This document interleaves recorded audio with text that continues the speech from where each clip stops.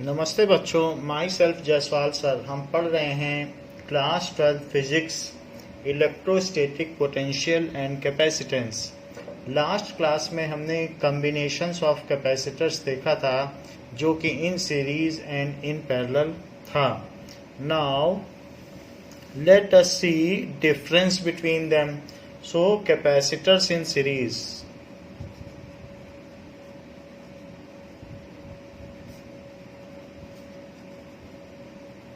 and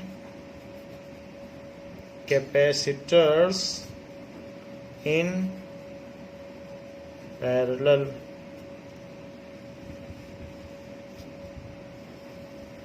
Now here the positive end of one capacitor is connected to negative end of other capacitor, otherwise capacitors are connected end to end.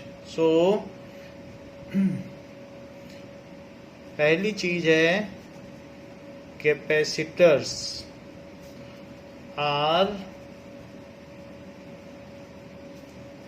Connected and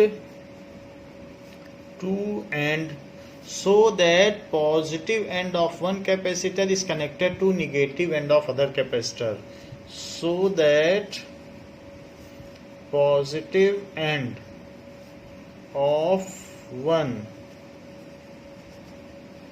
capacitor is connected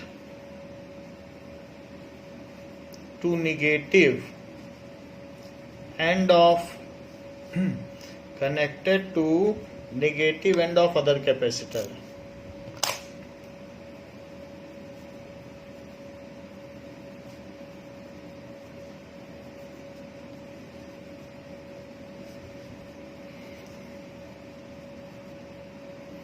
While in this case one end of all the capacitors are connected together, one end of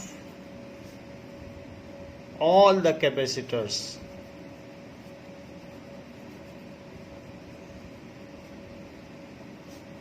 are connected together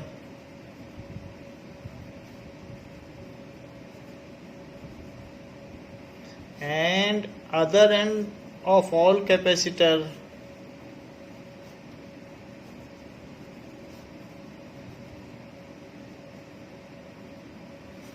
are separately connected together.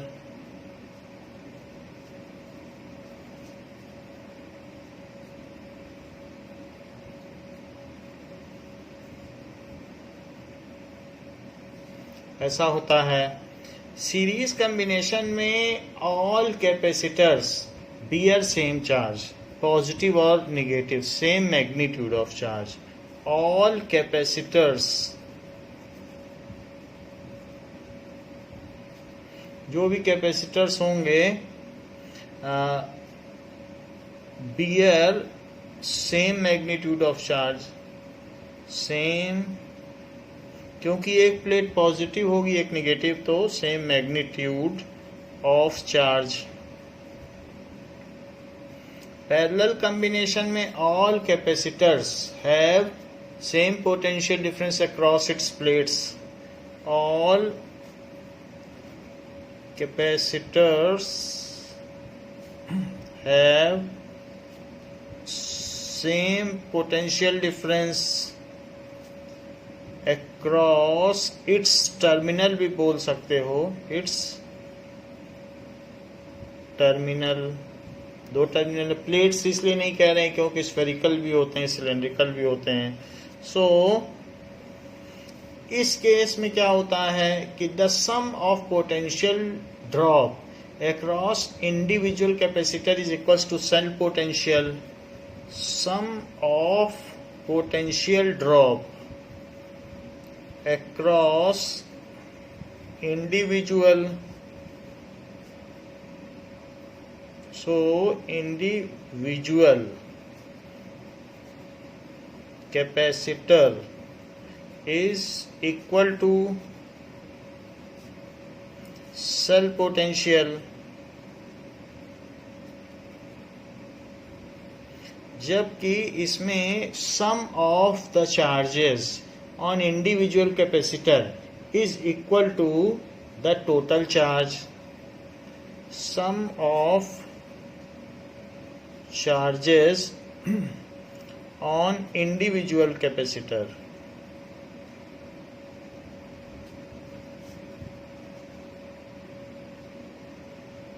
is equal to total charge।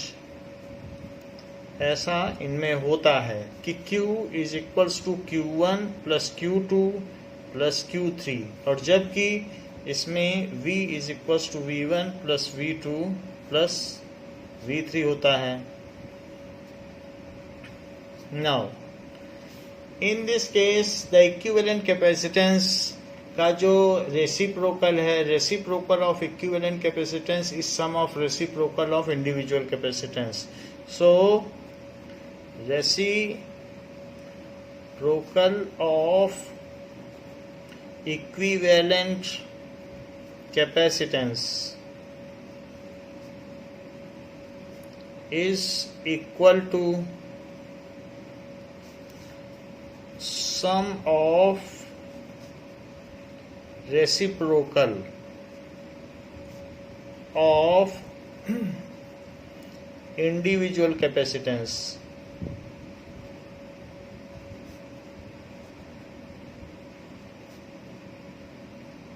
जबकि इस case में equivalent capacitance is equal to the sum of individual capacitance.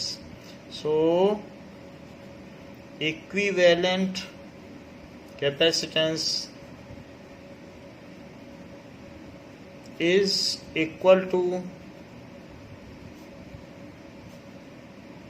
sum of individual capacitance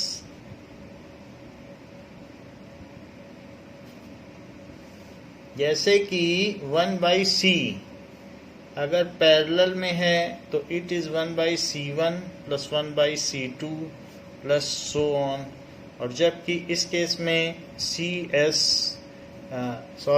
ये case क्या है, this is C series में है। सो series में ऐसा होता है, और जबकि ये है पैरेलल में, तो पैरेलल में कैसा होगा, पैरेलल में C1 plus C2 plus so on, जितने भी नंबर ऑफ कैपेसिटर्स हों।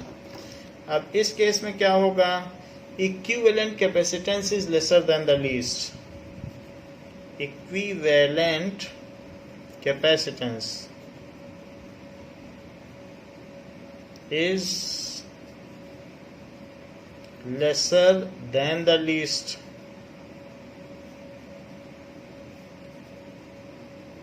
और जबकि equivalent capacitance is higher than the highest। equivalent capacitance is higher than the highest। ये सारे इनके बीच के डिफरेंसेस हो गए कि क्या क्या चीज है। Now we will see the charge beared by a capacitor, कि किसी भी कैपेसिटर में कितना चार्ज होता है, क्योंकि हम लोगों को पता है कि सेपरेशन ऑफ चार्जेस करने से उसमें एनर्जी आ जाती है। तो हम देखेंगे कि किसी भी कैपेसिटर में कितनी एनर्जी है। So energy of a charged capacitor,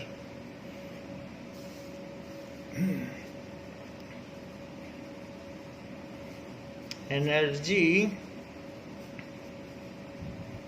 of a charged capacitor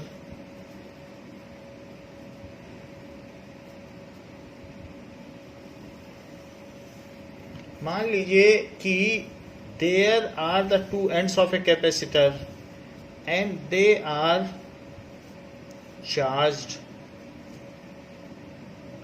इन दोनों में चार्ज है। सो एक में प्लस Q चार्ज है और दूसरे में माइनस Q चार्ज है, और इनके बीच का जो पोटेंशियल ड्रॉप है वो V है।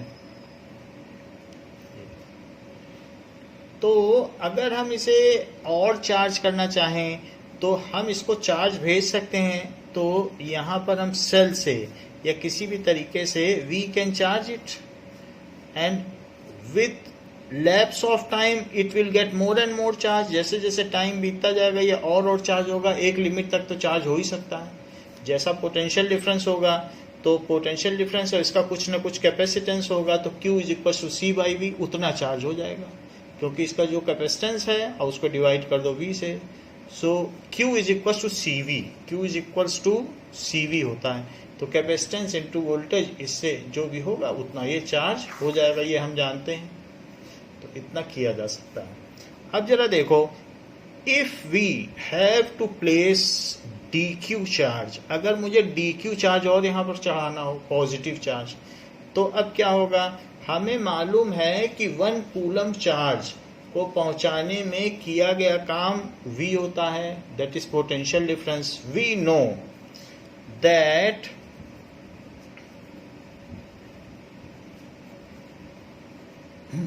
कि 1 कूलम चार्ज को,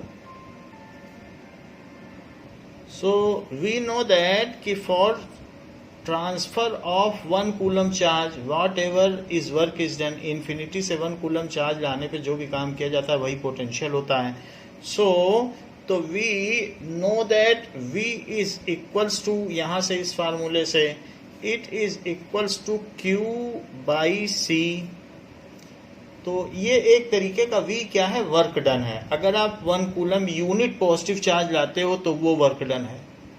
where V is the work done in transferring of unit positive charge, where V is work done to transfer unit positive charge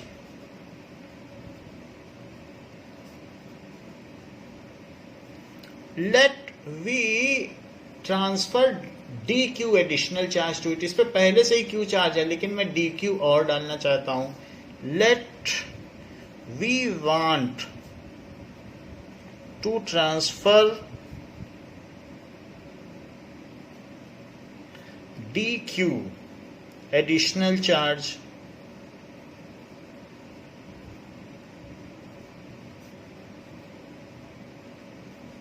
on plate.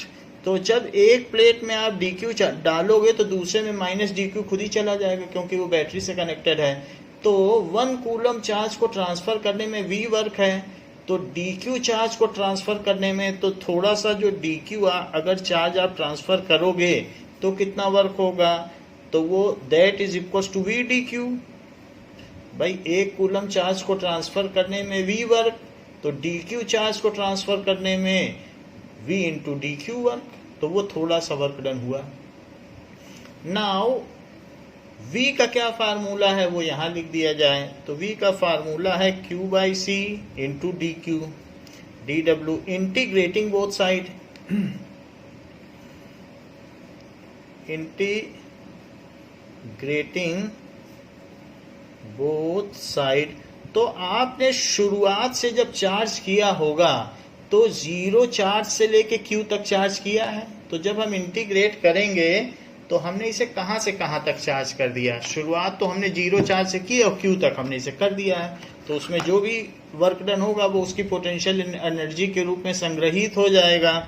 So that is DW is equals to Q आपने charge किया है, capacitance तो किसी चीज का fix होता है, तो Q DQ अंदर लिख लें, और 0 से लेके आपने इसे Q तक चार्ज कर दिया है। तो अब जो भी आपने इसमें वर्क डन किया है, क्योंकि ये आपने कंजर्वेटिव फोर्स के अगेंस्ट में किया है, then it will be accumulated in form of potential energy, तो वही पोटेंशियल एनर्जी इसकी इलेक्ट्रोस्टैटिक एनर्जी हो जाएगी। So that work done is equals to 1 by C, और हमको मालूम है कि अगर x to the power n dx का इंटीग्रल किया जाए तो x to the power n plus 1 upon n plus 1 होता है, तो वही फार्मूला लगाएंगे। q टू द पावर 1 है, तो जब इसका इंटीग्रल किया जाएगा तो q to the power 1 plus 1 upon 1 plus 1 हो जाएगा, और बाहर इसमें लिमिट भी लग जाएगी। So this will B q square 1 by C, तो बाहर लिख लीजिए q स्क्वायर बाई 2 और this is Q and this is 0। तो ये चीज़ हमने कर दी है। नाउ अब अगर हम लिमिट लगा दें तो it is Q upper limit और माइनस 0 स्क्वायर बाई 2। तो 0 स्क्वायर बाई 2 तो खत्म हो जाएगा and whatever is the work done it will be it's stored, electrical energy stored हो जाएगी। So it is only the electrical energy stored, electrical energy stored. तो electrical energy stored इसकी इतनी हो जाएगी and that is equals to half, 2 भी बाहर आ जाएगा इसमें और Q square. So Q square by 2C हो जाएगा इलेक्ट्रिकल एनर्जी स्टोर, क्योंकि 0 स्क्वायर बाई 2 तो कुछ नहीं होता है। सो इलेक्ट्रिकल एनर्जी स्टोर्ड इतनी हो जाएगी। अब जरा देखें, ये जो भी होगी इसको U कहेंगे क्योंकि ये इसकी पोटेंशियल एनर्जी होगी। सो U will be 1/2 Q square by C, ये चीज हो जाएगी। अब हम देखें कि 1/2 Q स्क्वायर बाई C, लेकिन Q क्या होता है? तो जैसे 2 प्लेट्स हमने ली तो उन प्लेट्स में कुछ न कुछ हमने चार्ज लगा दिया और उस प्लेट्स का कुछ न कुछ एरिया होगा। तो ये Q है और इसका एरिया होगा, ये -Q है, इसका भी एरिया होगा और इस पर निगेटिव चार्ज है और इस पर पॉजिटिव चार्ज है। तो ये कैपेसिटर है। अब Q क्या होगा? अगर इसकी डेंसिटी माइनस सिग्मा और सिग्मा होगी, क्योंकि इसकी माइनस सिग्मा होगी और इसकी क्या होगी? इसकी होगी माइनस सिग्मा। और क्लियरली लिख दें दैट इज इक्वल टू, क्योंकि निगेटिव है तो माइनस सिग्मा, तो ये चीज होगी। तो जो Q है it is equals to surface charge density into area का स्क्वायर, ये चीज हो गई। और जो C है वो क्या होगा? C का भी एक फार्मूला होता है epsilon naught A by D। ये तो हमने पैरेलल प्लेट कैपेसिटर के लिए प्रूव किया है ना। अब देखो इसमें जो D है वो ऊपर चला जाएगा। So half sigma square A square और D भी ऊपर चला गया, तो नीचे क्या बचा? एप्सिलॉन नॉट A, ये बच गया। अब देखिए कि इसमें हमें मालूम है जो पैरेलल प्लेट कैपेसिटर है उसमें इलेक्ट्रिक फील्ड की क्या वैल्यू होती है? It is equals to sigma upon epsilon naught. तो सिग्मा अपॉन एप्सिलॉन नॉट की जो होगी वो E होगी। तो मैं ऐसा करता हूँ, एक A से एक कट कर देता हूँ और नीचे एक एप्सिलॉन नॉट की कमी पड़ रही है, तो मैं एक एप्सिलॉन नॉट का नीचे मल्टीप्लाई कर दूं और एक एप्सिलॉन नॉट का ऊपर मल्टीप्लाई कर दूं। ऐसा करने से sigma square upon epsilon not का स्क्वायर हो जाएगा और इसे मैं एक ब्रैकेट में रख दूं और जो बाकी बच जाता है that is D epsilon naught, उसे बाहर रख दूं और एक A भी बचेगा। So it can be written as epsilon naught A भी बचा और D भी बचा, क्योंकि ये तो कंज्यूम हो गया ना, ये स्क्वायर में चला गया। अब मैं इसे लिख सकता हूँ half E square, electric field के टर्म्स में लिख दिया, एंड एप्सिलॉन नॉट AD, ये चीज हो गई। A एरिया है और D क्या है? इसके बीच की स्पेसिंग है। तो वास्तव में ये एक कैपेसिटर का वॉल्यूम हो गया, इसके अंदर का जो भी वॉल्यूम है, एरिया इनटू जो उसकी लेंथ है उसे कर दो तो दैट इज वॉल्यूम। तो हम इसे कह सकते हैं कि जो पोटेंशियल एनर्जी है वो ये हो गई, एंड AD क्या है? That is volume. Volume V is equals to A into D, किसी भी कैपेसिटर का वॉल्यूम है। तो अब U is equals to half epsilon naught E square into V, और यदि ये वॉल्यूम है चाहे तो पूरा वॉल्यूम लिख दीजिए क्योंकि फिर V से पोटेंशियल का वो होता है। So U by volume is equals to half epsilon naught square. तो इसको कहते हैं कि potential energy per unit volume को स्मॉल यू कहते हैं, और इसको कहते हैं एनर्जी डेंसिटी, कि पर मीटर क्यूब में जितनी एनर्जी है वो उसकी एनर्जी डेंसिटी कहलाती है। एनर्जी डेंसिटी इस बात पर डिपेंड करती है कि उस कैपेसिटर के अंदर इलेक्ट्रिक फील्ड क्या है। So half epsilon not E square. तो ये डिडक्शन इंपॉर्टेंट है कि किसी भी कैपेसिटर के अंदर उसकी एनर्जी डेंसिटी ये है, और साथ ही साथ जो U है is equals to half Q square by C, उसकी अंदर की जो एनर्जी है वो ये भी इंपॉर्टेंट है। ये पोटेंशियल एनर्जी का फार्मूला है, लेकिन सिर्फ यही फार्मूला नहीं है U is equals to half Q square C. इसको हम कई तरीके से लिख सकते हैं। जरा देखें, U is equals to half Q square by C. तो जरा सोचिए कि Q को क्या लिख सकते हो, CV, और इसका स्क्वायर, तो एक C कट जाएगा और ऊपर में एक C बचेगा और V स्क्वायर बचेगा, एक C कट जाएगा क्योंकि C का स्क्वायर है। तो इसलिए U की वैल्यू हाफ CV स्क्वायर भी आ जाएगी। एक फार्मूला ये बन गया और एक ये बन गया। अब इसके अलावा जो C होता है वो क्या होता है, Q is equals to CV, तो C is equals to Q by V।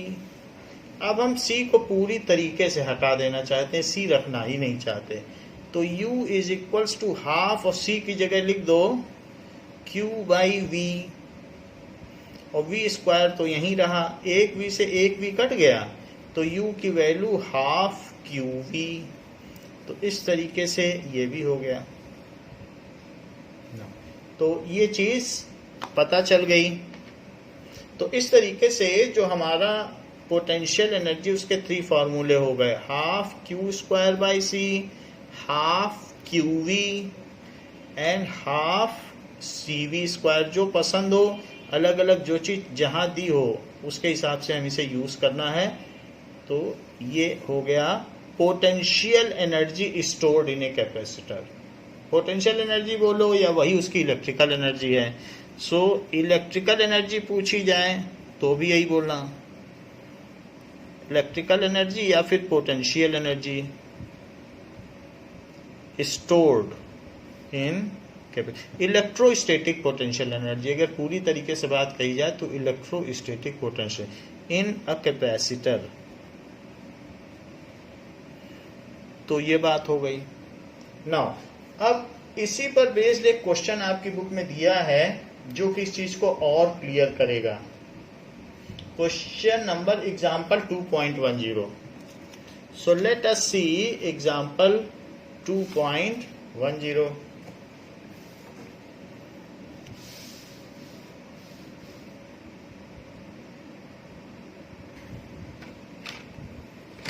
Example 2.10 में दिया गया है कि a 900 picofarad capacitor is charged. A 900 picofarad capacitor is charged by 100 volt battery, by 100 volt battery.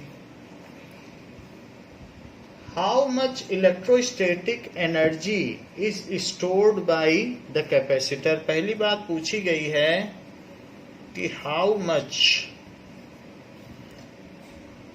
Electrostatic energy, जो भी energy है वो इलेक्ट्रोस्टैटिक पोटेंशियल एनर्जी है। Static energy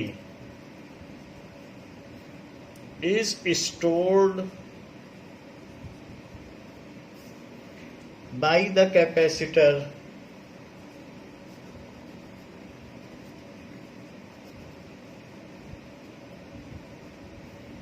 second, the capacitor is disconnected from the battery and connected to another 900 picofarad capacitor. The capacitor is disconnected from battery and connected to another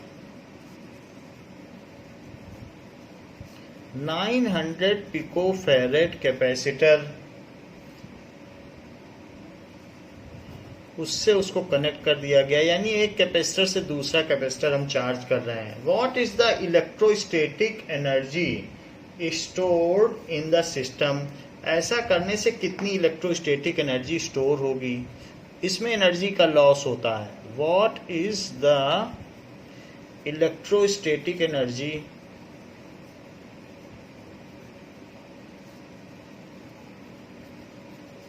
stored in the system? जरा check करें, ये important question, इससे कई deductions आएंगे। पहली बात कही गई है कि एक कैपेसिटर को हमने सेल से चार्ज किया और ये 900 पिकोफैरेड का है, 900 पिकोफैरेड का, और जबकि इसको चार्ज किया गया है 100 वोल्ट बैटरी से। सो दिस इज 100 वोल्ट बैटरी, तो ये प्लस हो गया और ये माइनस हो गया। तो C और V दिया गया है, तो C is equals to 900 into 10 to the power minus 12 farad, या ये कहा जा सकता है 9 into 10 to the power minus 10 farad, ये C हो गया। और V भी दिया है, V 100 वोल्ट है। तो हमने थोड़ी देर पहले आपको बताया था कि CV के टर्म्स में भी एक फार्मूला है, that is half CV square. तो जो पहला आंसर है वो यहीं पे आ जाएगा कि energy stored in the capacitor.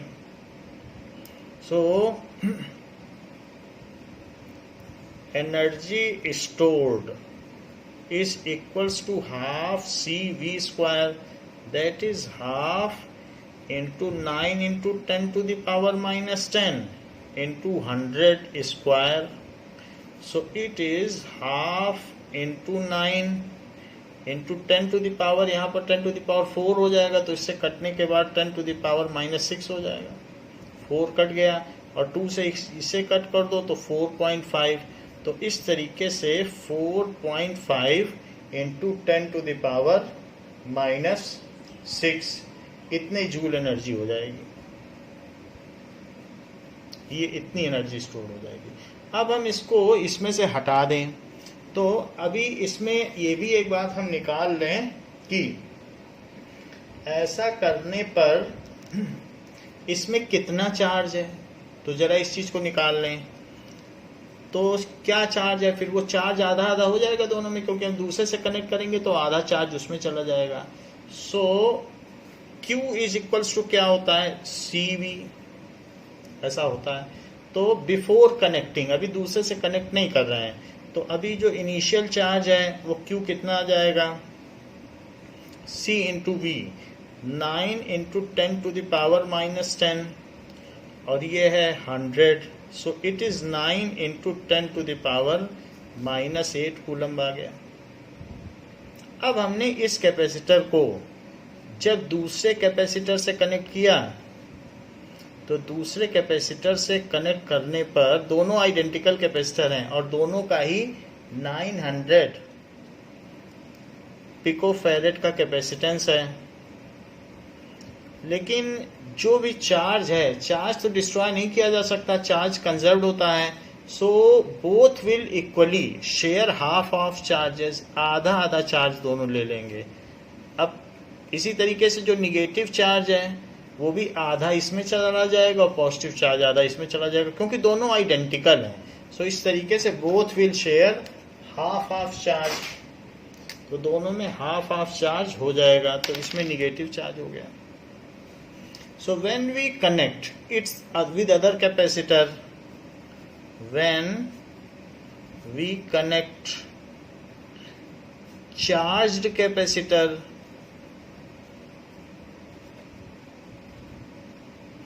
to another identical uncharged capacitor, another identical uncharged capacitor,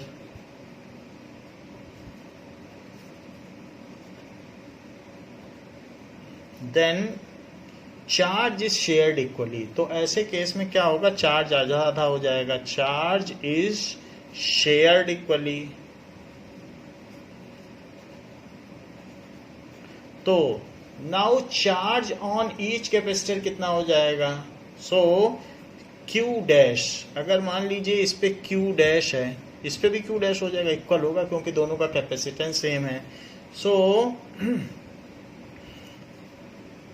charge on each capacitor, that will be Q dash, it is half of Q, हमने लिख दिया है आधा आधा हो जाएगा, तो कितना हो जाएगा हाफ ऑफ Q, 9 × 10⁻8 है, इसका आधा कर दो, सो दैट इज 4.5 × 10⁻−8 कूलम हो जाएगा। अब हमें सब पर चार्ज पता चल गया, इस पे भी चार्ज पता चल गया और इसका C भी पता चल गया है, तो एक हमारे पास Q और C पे भी फार्मूला है, दैट इज एनर्जी का, that is Q²/C। So energy on each capacitor, ऐसे केस में फिर उन दोनों को हम ऐड कर देंगे, तो यहाँ पर हाफ Q²/C भी एक फार्मूला होता है जो सबसे पहले हमने इंटीग्रल करके निकाला था। सो इसलिए फर्स्ट फार्मूला क्या है कि half Q²/C। So energy on each capacitor, energy on each capacitor, उसको भी आप E डैश बोलो, ठीक है, E डैश भी बोल सकते हो या U डैश बोलो, U बोलते हो स्टैटिक एनर्जी को, नहीं तो E इलेक्ट्रिक फील्ड के लिए सिंबल है, तो आप U डैश बोल दो। सो it is half Q²/C। So half Q dash, इसको देखो तो 4.5 × 10⁻−8, और इसका कर दें आप स्क्वायर, और बाई C कितना है, 900 पिकोफैरेड है, सो 900 पिकोफैरेड है, तो 10 इसको कर दें, 100 को इसमें आपस में सब्सिडाइज कर दिया गया है। तो एक कैपेसिटर की कितनी एनर्जी हो गई, हाफ है, 4.5 × 4.5 × 10⁻−16 और डिवाइडेड बाई 9 × 10⁻−10। एक 4.5 को इससे कट करो तो 2 आया, तो दैट विल बी 4.5 बाई, एक 2 यहाँ से आया, एक 2 यहाँ से आया, तो बाई 4 हो गया, और इंटू 10⁻⁻6 इतनी एनर्जी एक कैपेसिटर में है, energy on each capacitor. So total energy on both capacitor, इसका डबल कर दो, so total energy on both capacitor, क्योंकि दोनों में चार्ज है, capacitor is equals to 2U dash, it is 2 times of 4.5/4 into 10⁻⁻6 joule. तो 2 से ये 2 कट गया, और जब इससे ये कटेगा तो क्या होगा, नाउ देयर विल बी 2 से इसे काटो तो 2.25 इंटू 10⁻⁻6 जूल। तो this is the new energy charging के बाद। अच्छा, चार्जिंग से पहले इसकी कितनी एनर्जी थी, तो चार्जिंग से पहले 4.5 थी जो इनिशियल एनर्जी, और चार्जिंग के बाद इतनी रह गई। सो ये हम लोगों ने कैलकुलेट की थी कि चार्जिंग से पहले क्या एनर्जी थी। लेट अस सी नाउ, चार्जिंग से पहले 4.5 इंटू 10⁻⁻6 थी और चार्जिंग के बाद इतनी रह गई। तो ऐसा कैसे हो गया, हमने एक कैपेसिटर से दूसरा कैपेसिटर चार्ज किया तो हमारी एनर्जी का लॉस क्यों हो गया, क्योंकि जब हम चार्ज करते हैं तो चार्जेस यहाँ से यहाँ की ओर एक्सिलरेट करते हैं, and when charges accelerate then there is a radiation of energy. तो जब यहाँ से यहाँ ये मूव करेंगे, एक्सिलरेट करेंगे, जेम्स मैक्सवेल का नियम है, और इसी वजह से सन में चार्जेस एक्सिलरेट करते हैं तो वहाँ से एनर्जी रेडिएशन होती है और वही लाइट हम रिसीव करते हैं। तो व्हेन चार्जेस एक्सिलरेट, तो यहाँ से यहाँ जब चार्ज मूव करेंगे तो एक्सिलरेशन हुआ, तो एनर्जी का रेडिएशन हुआ, तो वो सराउंडिंग में डिसिपेट हो गए। तो इसलिए ये इनकी नेट एनर्जी हो गई। जो क्वेश्चन पूछा गया वो तो हो गया, यहीं तक आंसर है। So total energy. लेकिन फिर भी एक जरूरी चीज हमें जाननी चाहिए, loss in energy while charging क्या हुआ। So loss in energy while charging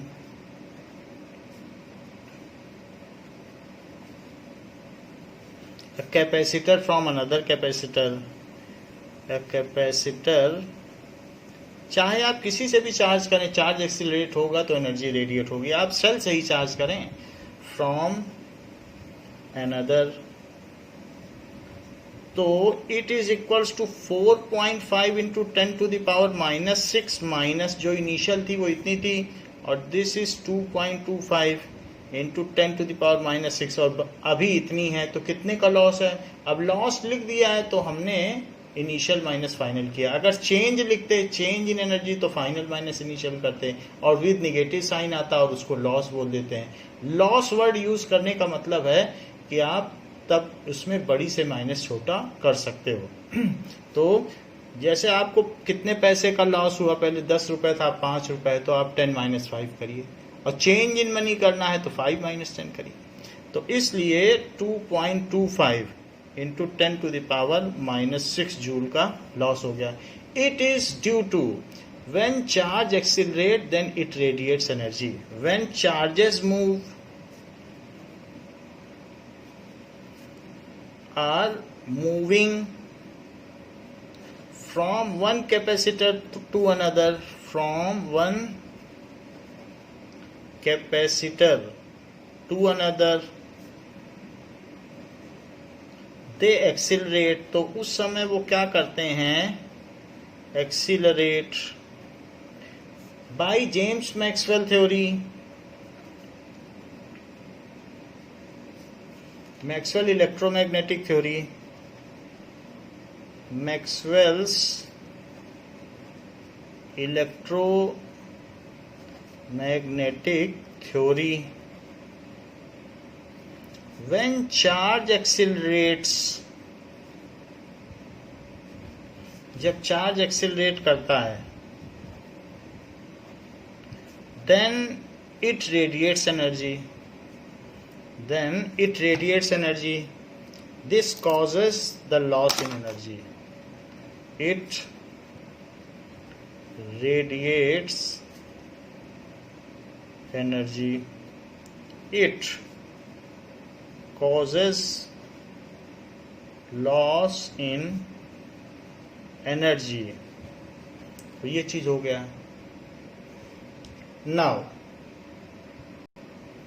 now formula for loss in energy. अगर हम कैपेसिटर से दूसरे कैपेसिटर में चार्ज ट्रांसफर करेंगे तो लॉस होगा, तो उसका फार्मूला देखते हैं। So formula for loss in energy while transferring charge from one capacitor to another, while transferring charge from one capacitor to another,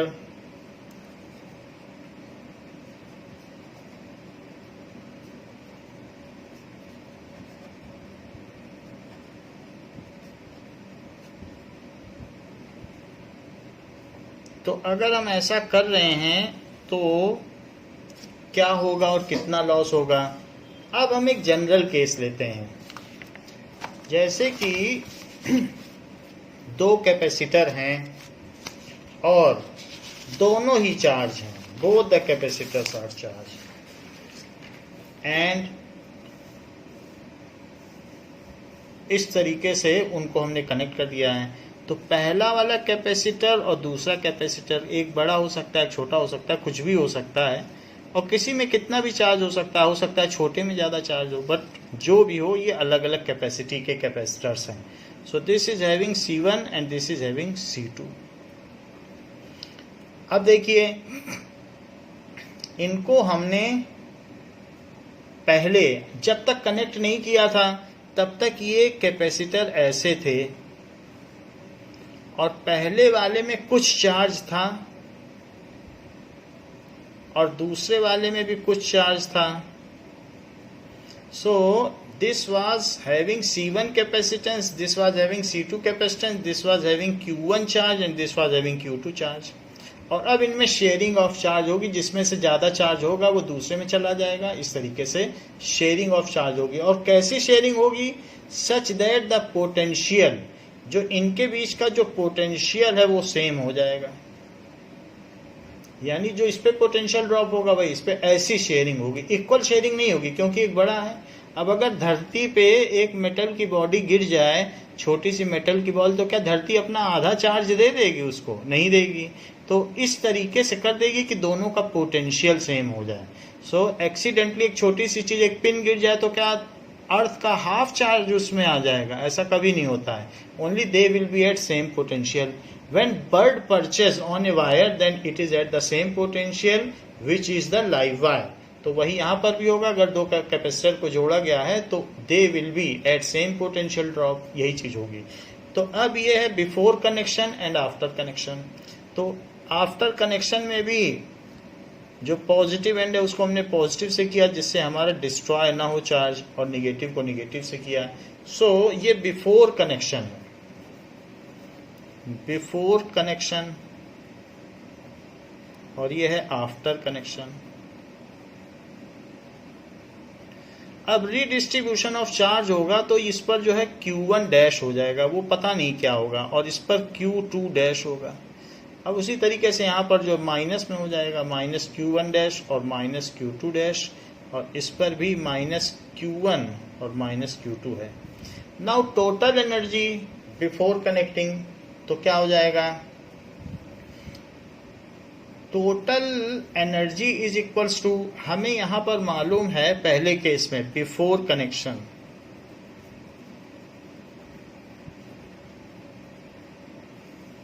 so Q1 is equals to C1V1, Q2 is equals to C2V2. सबके अपने अपने potential हैं, सबका अपना अपना capacitance है, charge है. तो इस पे टोटल चार्ज कितना है ये बात देखो. टोटल चार्ज तो नहीं डिस्ट्रॉय होगा चाहे जैसे शेयरिंग हो जाए. टोटल चार्ज, एनर्जी का भले लॉस हो जाएगा लेकिन law of conservation of charge कहता है कि जितने प्रोटॉन है उतने प्रोटॉन रहेंगे, जितने इलेक्ट्रॉन है उतने इलेक्ट्रॉन रहेंगे. इस Q1 प्लस Q2 ये तो टोटल चार्ज हो गया. अब टोटल एनर्जी कितनी है? That is equals to before connection. Total energy is half C1 V1 square plus half CV square होती है तो C2 V2 स्क्वायर. ये बिफोर कनेक्शन इनकी टोटल एनर्जी हो गई. नाउ अब आफ्टर कनेक्शन देखिए क्या होगा. So after connection they both have a common potential after connection, जिसको कि हमने V मान लिया. आफ्टर पहले इनके बीच में V1 था और V2 था लेकिन अभी V है. सो आफ्टर कनेक्शन जो पहले वाले पे चार्ज होगा वो Q1 डैश होगा. कैपेसिटेंस तो खैर नहीं बदलेगा C1, लेकिन इनका वोल्टेज कॉमन हो जाएगा. और इसी तरीके से Q2 dash that will be C2V. और जो टोटल चार्ज है अभी भी Q1 dash plus Q2 dash वो इसी के इक्वल होगा क्योंकि चार्ज तो कंजर्व रहता है. सो टोटल चार्ज क्या है? नाउ अब चार्ज कंजर्व रहता है तो total charge is equals to Q1 dash plus Q2 dash. ये हो गया. That is C1V plus C2V. ये हो गया. तो it is C1 plus C2V by law of conservation of charge. तो total charge before connection is equal to total charge after connection by law of conservation of charge, by law of conservation of charge.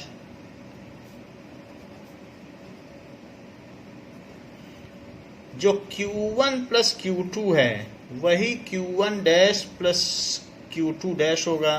तो यहाँ पर Q1 plus Q2 क्या है, तो उसको हम Q1 को क्या लिख रहे हैं, C1V1 और C2V2। तो ये चीज़ यहाँ पर लिखी जा सकती है, Q is equal to CV होता है, तो C1V1 प्लस C2V2, और यहाँ Q1 dash plus Q2 dash क्या आया है, that is C1 plus C2 into V। तो V की वैल्यू क्या हो गई, C1V1 plus C2V2 upon C1 plus C2। तो ये एक कॉमन पोटेंशियल डेवलप हो गया उनके बीच में। नाउ द टोटल एनर्जी अब क्या हो जाएगी आफ्टर शेयरिंग। अब तो सबके ऊपर सेम चार्ज पोटेंशियल सेम हो गया है। So total energy after sharing क्या हुई, total energy after sharing is equals to half. देखो CV स्क्वायर होता है तो C1V स्क्वायर, क्योंकि V कॉमन हो गया, अब दोनों में कॉमन पोटेंशियल है, ये V कॉमन है, तो इसलिए हाफ C1, क्योंकि कैपेसिटेंस तो नहीं बदलेगा ना, तो C1V स्क्वायर और C2V square. So half C1V square plus half C2V square, ये चीज हो गई। और अगर C1 और C2 को कॉमन ले लिया जाए, so half C1 plus C2V square, और V की जो भी वैल्यू है वो इसमें अब आप पुट कर दें। नाउ V की क्या वैल्यू है, so total charge, total energy हम देख रहे हैं after sharing. So total energy after sharing क्या हो जाएगी, total energy after sharing is equals to half C1 plus C2, तो ये हो गया। और V की वैल्यू क्या थी, C1V1 plus C2V2 upon C1 plus C2 थी, लेकिन इसका स्क्वायर है क्योंकि ये तो V की वैल्यू थी, ऐसा है। तो अब यहाँ पर क्या होगा, एक C1 C2 तो कैंसिल हो जाएगा, तो क्या बचेगा, ऊपर तो C1V1 आएगा, C1V1 प्लस C2V2, और नीचे में 2 बचेगा, और इसका तो आप स्क्वायर कर लें, इसका कुछ भी नहीं हुआ, और C1 प्लस C2। तो ये फाइनल चार्ज बच गया after sharing, final energy after sharing. अच्छा, अब जरा देखें कि इनिशियल एनर्जी कितनी थी। तो इनिशियल एनर्जी जो हमने निकाली थी, ये तो फाइनल एनर्जी है, और इनिशियल एनर्जी कितनी थी, वो थी half C1V1 square plus half C2V2 square, ये है। तो अब देखें, अगर मान लीजिए हम इनिशियल माइनस फाइनल करें और हमारी वैल्यू पॉजिटिव आ जाए, तो इसका मतलब है लॉस इन एनर्जी हुआ। अभी पिछले केस में जो आपके बुक का एग्जांपल है, हमने 4.5 में से 2.25 माइनस किया था, तो 2.25 आया था पॉजिटिव क्वांटिटी, तो पता चल गया कि लॉस है। 10 रुपए थे और 5 रुपए बचे, तो 10 माइनस 5 कर दो तो लॉस है। तो हम इनिशियल माइनस फाइनल करके देखेंगे, अगर वो वैल्यू पॉजिटिव आती है तो लॉस मान लिया जाएगा।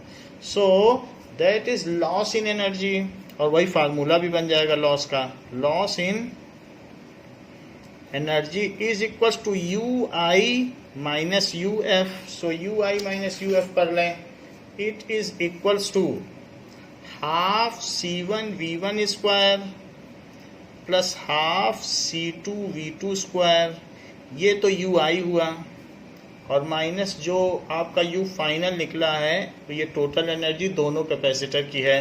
सो this is equals to half C1V1 plus C2V2 का स्क्वायर और divided by C1 plus C2, ये चीज आ गई C1 प्लस C2। अब जरा देखिए कि इन सब का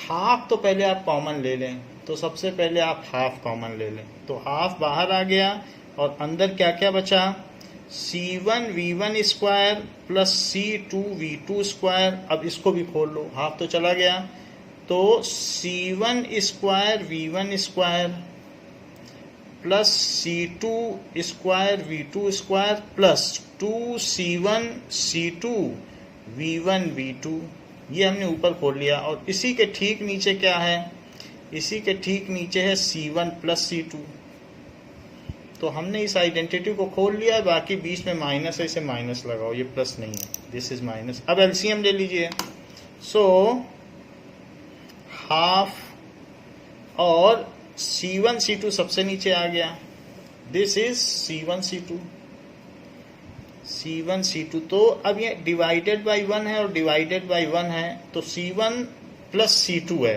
this is C1 plus C2, तो उसका मल्टीप्लाई होगा,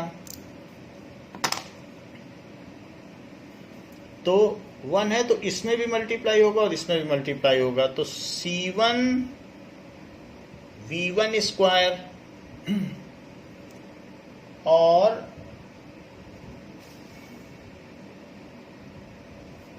देखिए C1 V1 स्क्वायर और C1 plus C2 plus C2 V2 square और C1 प्लस C2, और ये सारी चीज ऐसे लिख लो, तो ये माइनस है तो सब में माइनस लग जाएगा, सो C1 square V1 square minus C2 square V2 square और minus 2C1 C2 V1 V2, ये ब्रैकेट लगा दिया, ये चीज आ गई। इसके बाद अगर देखें तो C1 का इसमें मल्टीप्लाई करो, तो C1 स्क्वायर V1 स्क्वायर है, C1 का मल्टीप्लाई करिए, तो C1 स्क्वायर V1 स्क्वायर और यहाँ भी C1 स्क्वायर V1 स्क्वायर है, तो ये इससे ये कट जाएगा। अच्छा, C2 स्क्वायर V2 स्क्वायर इस वाली चीज से ये कट जाएगा, और अब बाकी चीजें आप लिख लें, so half C1 C2 V1 square C1 C2 V1 square, यहाँ देखो plus C1 C2 V2 square, और यहाँ देखो C1 C2 V1 V2, ये चीज आ गई। और डिवाइडेड में क्या आ गया, C1 plus C2, C1 C2 common ले लीजिए, हाफ C1 C2 और डिवाइडेड में C1 प्लस C2 भी रहेगा, और अंदर क्या बच गया, V1 square plus V2 square minus 2V1 V2, ये चीज नीचे बच गई, so half C1 C2 upon C1 plus C2, और ये हो जाएगा V1 माइनस V2 का होल स्क्वायर, जो कि पॉजिटिव है, so it implies that there is always loss in energy while charging, so ये loss in energy हो गया। This implies that there is always loss in energy during charging, तो charging में loss रहता है।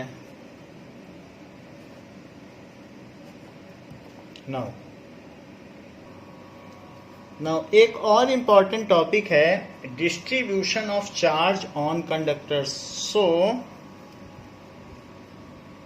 Distribution of charge on conductors,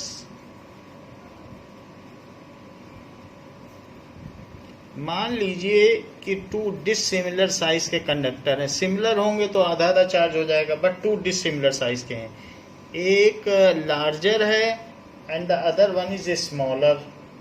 So this is smaller, and they have been connected by some conducting wire. The first one is A and the other one is B. It is having the radius R1 and it is having the radius R2. तो पहले का radius R1 है और दूसरे का R2 है. सो जब radius हमें दिया है और इस पर कुछ चार्ज भी दिया है, इस पर Q1 चार्ज और इस पर Q2 है, and now we have connected this. तो ये बिफोर कनेक्शन इनके ऊपर ये चार्जेस है, ये जब कनेक्ट न किया गया हो. If they are not connected तो ये स्थिति है. लेट स्फीयर या टू कंडक्टर्स हैं, तो ये स्फेरिकल कंडक्टर हैं. Two spherical conductors A and B of radius R1 and R2 respectively bear charges Q1 and Q2.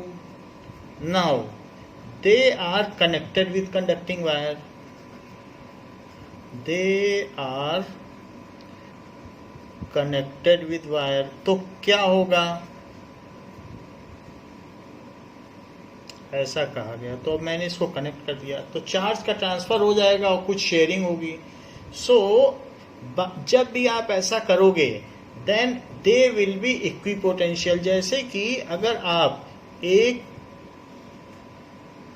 यहाँ पर बीकर में पानी है और दूसरे बीकर में पानी है और उनको आप कनेक्ट कर दोगे, तो एक में अगर थोड़ा पानी है और दूसरे में ज़्यादा पानी है, तो तब तक इसमें वाटर जाता रहेगा जब तक इन दोनों का पोटेंशियल सेम नहीं हो जाएगा. चाहे वाटर पोटेंशियल हो, चाहे चार्ज पोटेंशियल हो, चाहे ग्रेविटेशनल पोटेंशियल हो, हर चीज़ के साथ ये ट्रू है कि जब तक इक्वी पोटेंशियल नहीं हो जाता तब तक चार्ज ट्रांसफर होंगे. इसी शर्त के साथ हमने जो इलेक्ट्रोस्टैटिक्स ऑफ कंडक्टर पढ़ी थी कि इक्वी पोटेंशियल सरफेस होगी तो कोई करंट नहीं होगी. और इसी बेसिस पे हमने कहा था कि किसी भी कंडक्टर के अंदर का रीजन जो होता है वो इक्विपोटेंशियल रीजन होता है. That only causes the no flow. और अगर इक्विपोटेंशियल नहीं हो पाया तो चार्ज फ्लो ही करता रहेगा जिंदगी भर, और आप मन मर्जी जितनी करंट लीजिए. इसी तरीके से दो कैपेसिटर को भी जब हमने चार्ज किया था, अगर वो इक्विपोटेंशियल ना हुए, अलग अलग पोटेंशियल पे होंगे, तो हायर से लोअर की ओर फ्लो करता रहेगा. पानी भी आप देखो हिमाद्री से गंगा सागर की ओर बहता है, क्योंकि हिमाद्री जो है वो हायर पोटेंशियल पर है और जो गंगा सागर है वो 0 मीटर लेवल है और हिमाद्री जो है वो 6000 मीटर लेवल पर है, तो वो बहता रहता है. हायर पोटेंशियल से लोअर पोटेंशियल तो फ्लो ही करेगा. इसलिए एक ऐसी स्थिति आ जाएगी कि दोनों का पोटेंशियल सेम हो जाएगा और चार्ज का फ्लो रुक जाएगा, और जो भी चार्ज फ्लो करेगा उससे एनर्जी का तो नुकसान होगा ही. जेम्स मैक्सवेल ने कह दिया है, when charge accelerates then there is always radiation and loss of energy. अब जरा देखें तो इन पर जो बिफोर कांटेक्ट है, सो बिफोर कांटेक्ट पहले वाले का पोटेंशियल जो होगा वो 1/4 पाई एप्सिलॉन नॉट, और दैट इज Q1/R1. जो भी चार्ज है उसके सरफेस पर होगा. और VB क्या होगा, 1/4 पाई एप्सिलॉन नॉट Q2/R2. ये चीज है, सारा चार्ज उसके सेंटर पे माना जाएगा और R डिस्टेंस पे इसका पोटेंशियल हमने निकाल लिया. ये तो बात हो गई इसकी. नाउ ये बात कही गई है,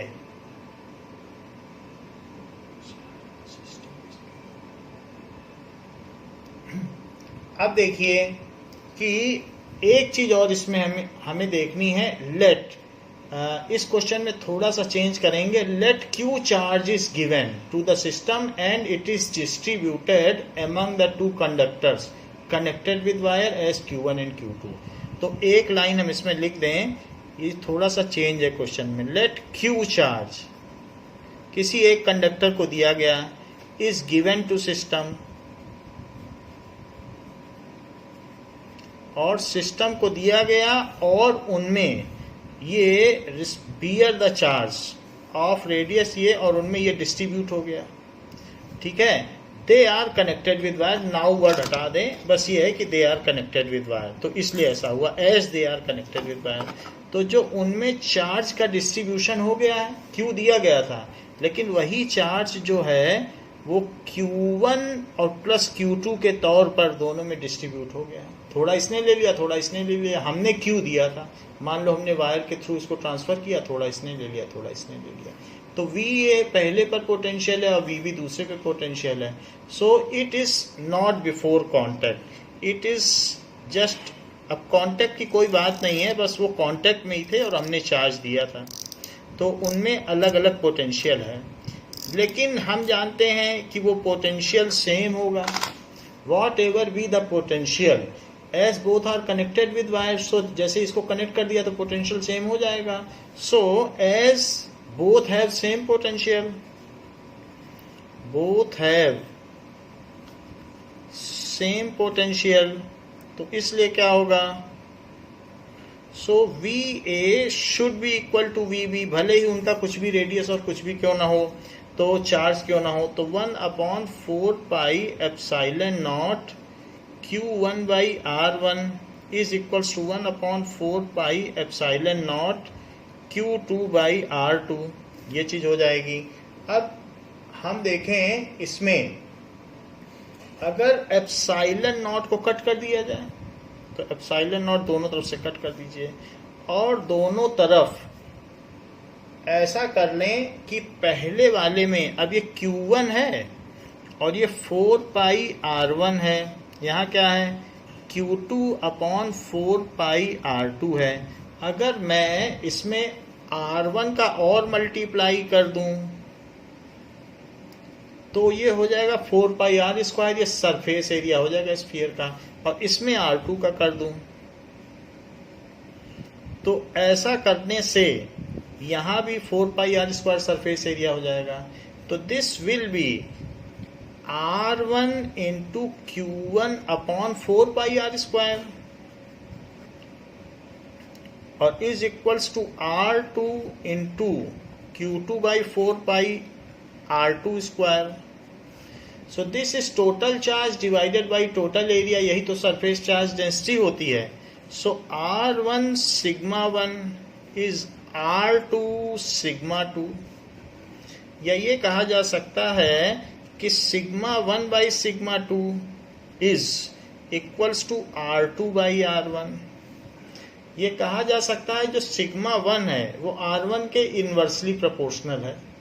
अगर मान लीजिए रेडियस बड़ा करोगे तो चार्ज डेंसिटी घट जाएगी, क्योंकि इन दोनों के प्रोडक्ट को इसके बराबर होना है। जिसका रेडियस छोटा उसकी चार्ज डेंसिटी बड़ी और जिसका रेडियस बड़ा उसकी चार्ज डेंसिटी कम।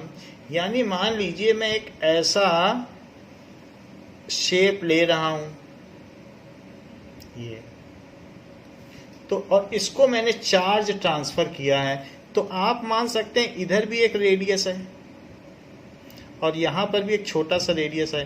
तो सबसे ज्यादा चार्ज कहाँ कंडेंस होगा, जिस पॉइंट पे छोटा रेडियस वहां चार्ज डेंसिटी बहुत ज्यादा, तो चार्ज डेंसिटी इतनी कंजेस्टेड होगी, और जहां रेडियस बड़ा वहां चार्ज डेंसिटी कम, क्योंकि इसी से आया है। Sigma 1 is inversely proportional to R1, sigma is, यहाँ कैसे पता चल गया, इनवर्सली प्रोपोर्शनल टू R, यहीं से तो पता चल रहा है। तो इसलिए, और हम जानते हैं कि इलेक्ट्रिक फील्ड क्या होती है किसी भी सरफेस पर, उसके बहुत पास में की जाए, that is sigma by epsilon not, ये तो इलेक्ट्रिक फील्ड होती है। तो जहां सिग्मा ज्यादा होगा, अब यहां पर ये सिग्मा 1 है और ये सिग्मा 2 है, तो बताओ सिग्मा कहाँ ज्यादा है, तो सिग्मा 1 विल बी, ऐसा इसलिए होगा क्योंकि R1 बड़ा है, जो हमारा पहले वाले में R1 है वो बड़ा है और R2 छोटा है, तो इसलिए as R1 is greater than R2, तो ये देखिए R1 is greater than R2, तो sigma 1 is less than sigma 2, तो सिग्मा 2 बड़ा हो गया। सो दिस इंप्लाइज जो sigma 1 epsilon not is less than sigma 2 epsilon not, लेकिन सिग्मा 1 एप्सिलॉन नॉट इसकी सरफेस की इलेक्ट्रिक फील्ड है, जिसे हम E1 कहें और इसे E2 कहें, तो E2 की फील्ड बहुत ज़्यादा है। अगर प्रोपोर्शनली आप इसे बहुत नुकीला कर दें, इसको आप ऐसा कर दें कि टैपर्ड कर दें, तो अगर आप इसे स्पिंडल शेप में कर दें, शार्प कर दें, तो यहाँ इतनी फील्ड पैदा हो जाएगी कि वो 3 × 10⁻⁶ से एक्सीड कर जाएगी एंड ये एयर के डाइलेक्ट्रिक कांस्टेंट को तोड़ देगी और एयर को आयोनाइज कर देगी। तो जरा देखें, इस चीज को कोरोना डिस्चार्ज कहते हैं। सो हम ये कह सकते हैं एट शार्पर एंड्स। तो इससे क्या डिडक्शन हुआ? At sharper ends the electric field is higher. Now at sharper ends. So if body is dissimilar,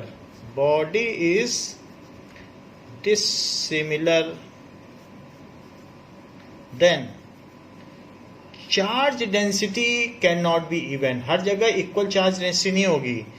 charge density at surface, conductor है तो at surface will not be even and at sharper ends, जैसे कोई आप cuboid ले लें या cube ले लें तो उसके कोने पे सबसे ज्यादा चार्ज होगा। and at sharper ends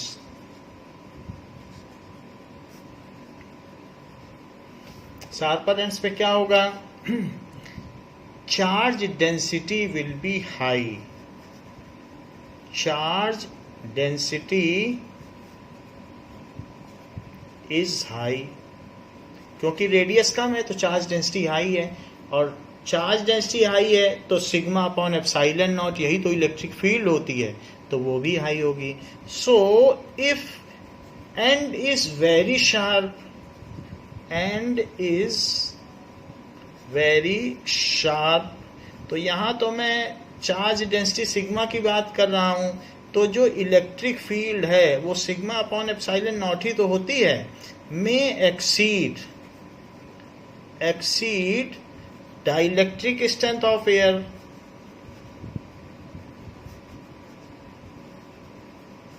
जो कि हमने पहले पढ़ चुके हैं कि 10⁻⁶ वोल्ट पर मीटर की होती है of air, and can ionize it, उसको वो आयोनाइज कर देगी। जरा देखें तो मान लीजिए कि जैसे इस तरीके का एंड है और ये काफी नुकीला है ऐसा, तो इसका रेडियस बहुत छोटा होगा, बिल्कुल पॉइंट साइज होगा, 0.1 mm होगा। तो ऐसे केस में यहाँ इतना ज्यादा इलेक्ट्रिक फील्ड और चार्ज डेंसिटी होगी, यहाँ तो दूर दूर होगा लेकिन यहाँ ज्यादा चार्ज डेंसिटी होगी, तो इसके बगल की एयर को ये तोड़ देगा। जैसे अगर ऑक्सीजन भी है तो ऑक्सीजन में से ये इलेक्ट्रॉन निकाल लेगा, भले ही वो इलेक्ट्रोनिगेटिव क्यों ना हो, तो O2 बन जाएगा प्लस और इलेक्ट्रॉन दौड़ पड़ेगा इसकी तरफ, ऐसा भी हो जाता है। O2 तक को आयोनाइज कर लेगा क्योंकि इलेक्ट्रिक फील्ड जो है डाइलेक्ट्रिक स्ट्रेंथ को तोड़ देगी, तो ये इलेक्ट्रॉन धीरे धीरे इसको मूव करके इसका सारा चार्ज डिस्चार्ज कर देंगे और फिर ये भी चार्ज इधर मूव करेगा, and in this way it discharges. तो ये क्या कर देगा? आयोनाइड इट, एंड ये जो अपोजिट चार्ज होंगे it starts moving towards the sharper and, and जैसे यहाँ प्लस था तो माइनस आने लगा, and opposite charges starts moving at its sharper end, and slowly it will discharge the complete charge of body, and it will discharge, जो इसमें होगा discharge कर देगा the charge of body,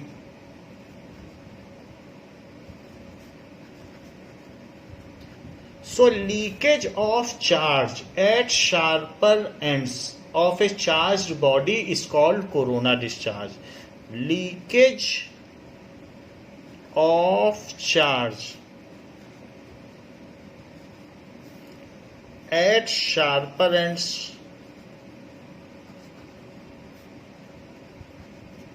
थोड़ा बहुत चार्ज लास्ट में बच जाएगा जब इतना कम होगा कि डाइलेक्ट्रिक स्ट्रेंथ तक उसकी चार्ज डेंसिटी नहीं पहुंच पाएगी, तब उतना सा बच जाएगा। ये ऐसा नहीं पूरा नहीं न्यूट्रलाइज करेगा, थोड़ा बहुत बच जाएगा। जब 3 से कम हो जाएगा तब रुक जाएगा।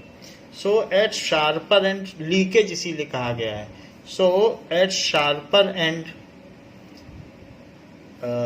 ऑफ ए चार्ज्ड बॉडी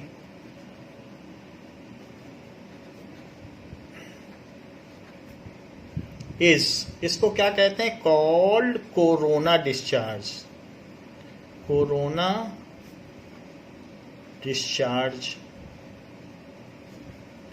जैसे कि हम लोग क्या करते हैं कि बड़ी बड़ी इंस्टॉलेशन होती है जिसमें एयरक्राफ्ट रखे रहते हैं, तो वहाँ पर एक लाइटनिंग कंडक्टर लगा देते हैं, वो बहुत शार्प होता है, और उसकी जो वायर होती है वो ग्राउंड के अंदर डाल देते हैं, और ग्राउंड के काफ़ी डीप में डाल देते हैं ऐसे। तो ये लाइटनिंग कंडक्टर है, तड़ित चालक। That is lightning conductor. So it is lightning conductor, lightning conductor. तो जैसे मान लीजिए बिजली आई, तो अब यहां पर उसके अपोजिट चार्ज यहाँ प्रोड्यूस हो जाएगा। मान लीजिए जैसे हमेशा जो भी ये आती है तो ये पॉजिटिव चार्ज लेके आती है बिजली, क्योंकि अर्थ निगेटिवली चार्ज है, तो इसके अपोजिट यहाँ प्लस आ जाए, यहाँ निगेटिव चार्ज आ जाएगा, और इतनी फील्ड पैदा कर देगा कि ये हैंगर को नहीं नुकसान पहुंचा सकती है, और साथ में जो इसके अंदर खड़े हुए एयरक्राफ्ट हैं उसको भी नहीं नुकसान पहुंचा सकती है। सो ये बचे रह जाएंगे, और ये इस पर आ जाएगी, क्योंकि इस पर उस इतनी स्ट्रॉन्ग इलेक्ट्रोस्टैटिक अट्रैक्शन पैदा कर देगा, इस पे निगेटिव चार्ज इंड्यूस हो जाएंगे, इसके प्लस की वजह से यहाँ इंड्यूस हो जाएंगे, और सारा चार्ज यहाँ से अर्थ की ओर ड्रेन्ड आउट हो जाएगा। और इस तरीके से बिजली से हमारे एयरक्राफ्ट बच जाएंगे। तो सारे हैंगर्स जो भी बड़े बड़े लेबोरेटरी होते हैं, इंस्टॉलेशन, वहाँ पे लाइटनिंग कंडक्टर इसीलिए लगाए जाते हैं कि जो चार्ज है वो डिस्चार्ज हो जाए। या आपने कभी कभी ये भी देखा होगा कि जो आपके घर के आसपास पोल हैं, तो पोल में यहाँ पर एक रिंग लगी रहती है, और उस पर बहुत शार्प एंड्स ऐसे लगे रहते हैं, पिन जैसे, जैसे कि लोहे की कीलें लगी हों ऐसे, और इसके ऊपर वायर जा रहा है। तो कभी कभी अगर मान लीजिए ये लीकेज हो, तो लीकेज होने पे चार्जेस यहाँ आ जाएं, और यहाँ आने पे आसपास की ये आयरन की होती हैं, आसपास की एयर को आयोनाइज कर दें और यहीं के यहीं लीक हो जाए, और जो नीचे खड़ा हुआ व्यक्ति है जो कंफर्टेबल पोजीशन में है, तो उसको कुछ भी फर्क ना पड़े, सो वो इसको पकड़ के भी खड़ा हो तो फिर कुछ भी ना हो। तो यहाँ पर आप कह सकते हैं कि this is again A safety device, की बड़े बड़े पोल्स में जो भी चार्ज अगर होगा तो यहाँ इनके शार्पर एंड से डिस्चार्ज हो जाएगा। Leakage of charge at sharper ends is known as corona discharge. तो बच्चों इस क्लास में इतना ही। नेक्स्ट क्लास में ये चैप्टर यहीं ख़त्म होता है। वान डी ग्राफ जनरेटर आपके सिलेबस से हटा दिया गया है, तो कैपेसिटेंस में इतना ही है। तो नेक्स्ट चैप्टर जो करंट इलेक्ट्रिसिटी है वो हम नेक्स्ट वीडियो क्लास में देखेंगे। थैंक यू बच्चों।